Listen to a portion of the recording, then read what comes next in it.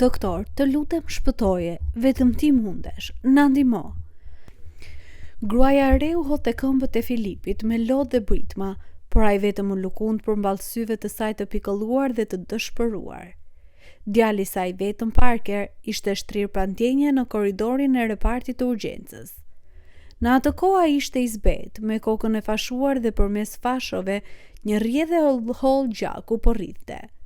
Por gjëja më e frikshme ishin sytë e ftohtë të shkëputur të doktorit. Nuk kishte shpresë.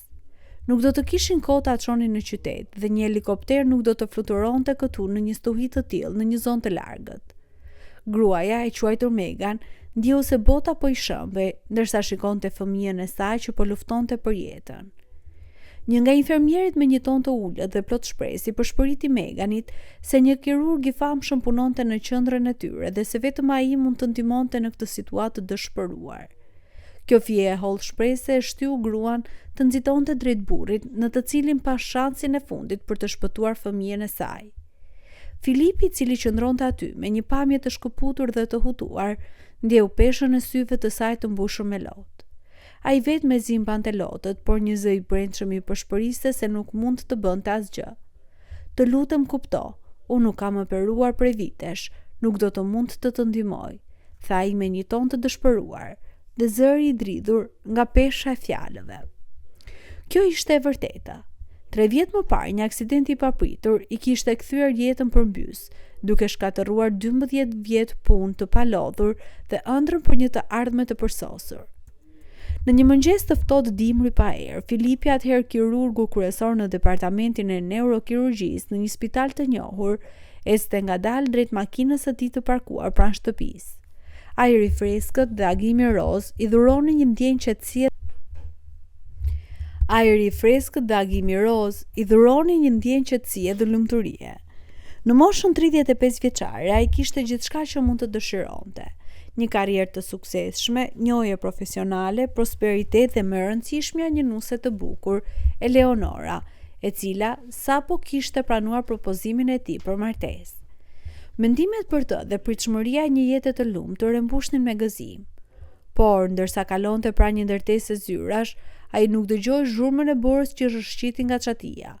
Një copë e madhe akull i ra duke i dëmtuar rënd dorën dhe duke i prerë tendinin, çka i hoqi gishtave të tij saktësinë dhe sigurinë e nevojshme për operacione delikate. Pas një kursi të gjatë riabilitimi, u bëri qartë se Filipi nuk do të mund të operonte më.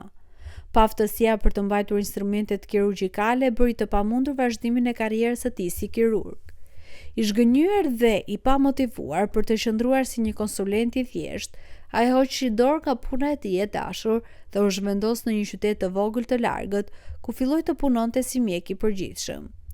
Eleonora, e fejuara e tij, nuk deshi të lidhte jetën me një mjek të thjesht fshati dhe u largua, duke lënë Filipin të përballet vetëm me humbjen dhe zhgënjimin. I desh shumë kohë për të filluar të përshtatej me realitetin e ri, një jetë larg ëndrave të tij të mëparshme. Kur Megan u shfaq në sallën e pritjes duke kërkuar nga ai të pamundurën, Filipi ndjeu një tronditje të brendshme. E shikoi përsëri, hutuar nga dëshpërimi në sytë e saj dhe pa e kuptuar plotësisht pse e ndoqi.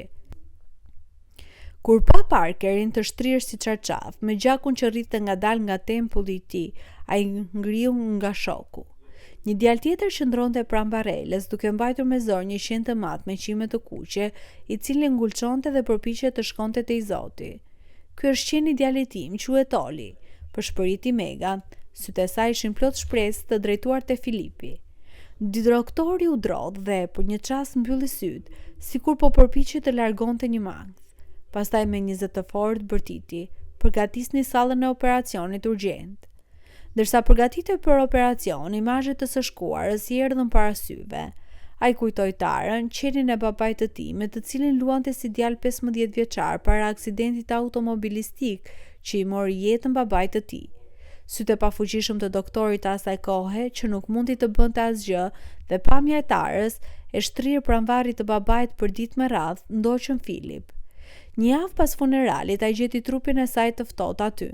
Në atë moment, Filipi dha vetes një premtim, të bëhej kirurgu më i mirë. Tani ndihej i turpëruar që kishte hequr dorë kaq lehtë nga i Zoti. Gjatë operacionit Filip ndjeu peshën e instrumenteve në duart e tij të dobësuara. Gishtat i driteshin, dhimbja në kyçën e dorës nga tendosja ishte e padurueshme, por ai kafshoi buzët deri në gjak dhe detyroi veten të vazhdonte. Koha po mbaronte. Ajntja e trurit mund të bëhej fatale. Dirset e ftohta i mbuluan syt. Frika i mjegullonte mendjen, por një dëshirë e zjarrt për të mos lejuar vdekjen të fitonte, e shtyu të harronte gjithçka tjetër dhe të vepronte. Pas orëve të gjata dhe të mundimshme, operacioni përfundoi. Kur Filip erdhi në vete, kuptoi se e kishte shpëtuar Parkerin nga vdekja e sigurt. Duke parë duart e tij, ai qau nga gëzimi, kapluar nga një ndjenjë triumfi dhe lehtësimi. Ky moment shënoi një kthes në jetën e tij. Filip u kthye në klinikën e tij të dashur në kryeqytet, ku u prit me gëzim nga kolegët. Sërish, prindër të shqetësuar nga gjithë vendi i besonin atij jetën e fëmijëve. Një ditë ndërsa punonte, infermierja kryesore ndërpreu duke thënë se kishte vizitor në sallën e pritjes. Duke menduar se bëi fjalë për një pacient tjetër, ai la më janë dokumentat dhe nxitoi. Kur pa Megan dhe Parker, zemra i rau fort nga shqetësimi. "Pse jeni këtu? Ka ndodhur diçka?" pyeti ai me mangët. "Jo, ne jemi mirë," u përgjigj Megan me një buzëqeshje të ngrohtë, ndërsa ajo dhe Parker shkëmbyen një shikim dinak. "Jemi këtu për një çështje tjetër." Filip i letësuar shikoi Meganin dhe për herë të parë vuri re bukurinë e syve të saj dhe ëmbëlsinë e buzëqeshjes së saj. Vuri re gjithashtu se xhaketa e saj ishte e çrregullt në një mënyrë të çuditshme. Pas një pauze, Parker nxori nga xhaketa e nënës së tij një këlysh me gëzovë dhe vesh të mëndhenj dhe ia nxorri Filip. "Doktor, ky është për ju, një dhuratë." "Qeni im Olli e gjeti diku dhe na e solli. Pastaj pam intervistën tuaj në televizion dhe Olli dhe ky këlysh filluan të tullnin bishtjen dhe të lenin sapo dëgjuan zërin tuaj. Kështu që mendua." Filip mezi duke u shkëput nga sytë e Meganit, përkëdheli këlyshin dhe e shtrëngoi butësisht. "Është e vërtet, unë sapo po ndërroja për një qenë pas pamjes së Ollit tënd," tha ai me një buzëqeshje që ndriçoi fytyrën. Historia e Filipit është një tregim frymëzues për fuqinë e shpresës, guximin dhe aftësisë për të kapërcyer pengesat më të mëdha. Nga humbja e karrierës dhe ëndrave të tij për shkak të një aksidenti tragjik, Filip u përball me një sfidë që e detyroi të rigjente forcën e tij të brendshme. Operacioni i suksesshëm për të shpëtuar Parkerin, jo vetëm që i dha një shans të ri fëmijës, por gjithashtu u riktheu Filipit besimin në vetvete dhe qëllimin e tij në jetë. Vizita e Megan dhe Parker bashkë me dhuratën simbolizon një lidhje të re dhe një fillim të ri, duke treguar se edhe në momentet më të errta, mirënjohja dhe dashuria mund të ndriçojnë rrugën përpara.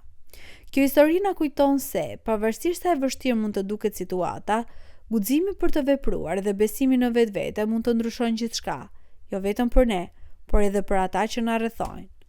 Mos u dorëzo kurrë përballë sfidave dhe kur gjithçka duket e pamundur. Brenda secilit për nesh qëndron një forcë e jashtëzakonshme që mund të na çojë përtej frikës dhe dyshimeve. Një hap i vetëm guximi mund të ndryshojë jo vetëm jetën tënde, por edhe të atyre që varen nga ty. Lëre shpresën dhe dashurinë të udhëheqi, sepse ato janë drita që ndriçon rrugën drejt një të ardhmeje më të mirë.